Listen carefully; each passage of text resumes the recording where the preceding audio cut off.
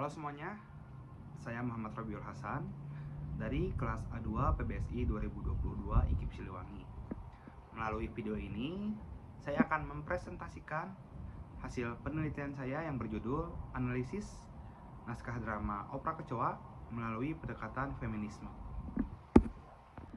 Karya sastra khususnya drama bukan hanya bentuk hiburan belaka, tetapi juga dapat menjadi cermin pada kehidupan sosial. Melalui bahasa dan karakter, karya sastra dapat mampu menggambarkan realitas kehidupan masyarakat yang penuh dengan nilai, kritik, dan juga konflik. Salah satu karya yang menggambarkan realitas masyarakat tersebut adalah Opera Kecoa yang memang terkenal dengan kehidupan masyarakat marginal di perkotaan. Drama Opera Kecoa pertama kali dipentaskan oleh Teater Koma pada tahun 1985. Karya ini menyorot kehidupan perempuan di kawasan kumuh kota besar, mereka yang dipaksa bertahan di tengah kemiskinan, kekerasan, dan stigma sosial. Tokoh-tokoh seperti Julini, Tarsi, dan Tumina menjadi representasi perempuan yang hidup di bawah bayang-bayang sistem patriarki dan kapitalisme. Mereka bukan hanya korban, tetapi juga sosok yang berjuang mempertahankan martabat dan eksistensinya. Melalui pendekatan feminisme, penelitian ini mencoba mengungkap bagaimana Opera Kecoa menampilkan bentuk-bentuk ketidakadilan gender, serta bagaimana perempuan di dalamnya melawan penindasan sosial dan ekonomi yang mereka alami. Di dalam penelitian ini, saya menggunakan metode deskriptif kualitatif, yaitu penelitian yang menganalisis data berupa dialog, peran, dan juga karakter di dalam naskah secara mendalam. Melalui pendekatan feminisme yang saya pilih, saya juga menganalisis peran, posisi, dan juga kesadaran penuh perempuan yang direpresentasikan di dalam teks tersebut. Sekarang kita ke hasil dan pembahasan. Ada beberapa temuan penting yang saya temukan di dalam naskah ini. Yang pertama, Opera Kecoa memperlihatkan ketertindasan perempuan dalam sistem patriarki. Tokoh Julini, contohnya, ia adalah seorang pekerja seks yang terpaksa melakukan pekerjaan ini karena tidak memiliki akses terhadap pendidikan dan pekerjaan yang layak.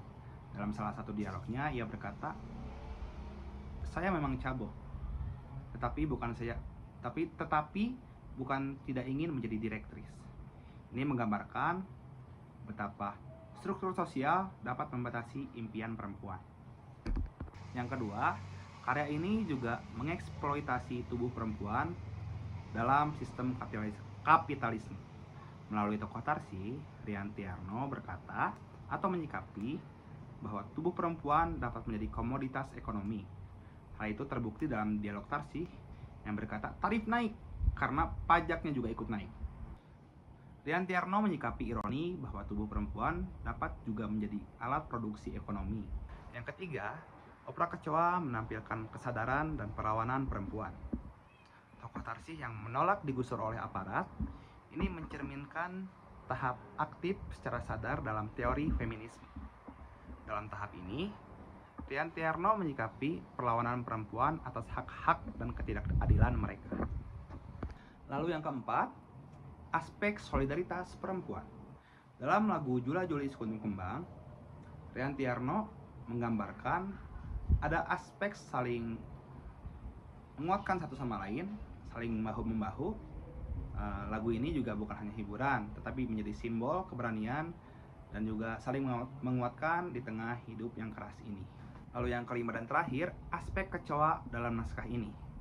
Kecoa seringkali digambarkan dengan makhluk yang kotor, yang tidak bersih dan jijik. Ini juga menggambarkan bagaimana sosok perempuan di dalam naskah ini sering dianggap hina dan menjijikan, tetapi juga saling menguatkan dan juga begitu kuat menghadapi kerasnya dunia ini. Melalui Opera Kecoa, Nano Rianti Arno berhasil menampilkan kritik sosial yang tajam terhadap ketimpangan gender dan ekonomi.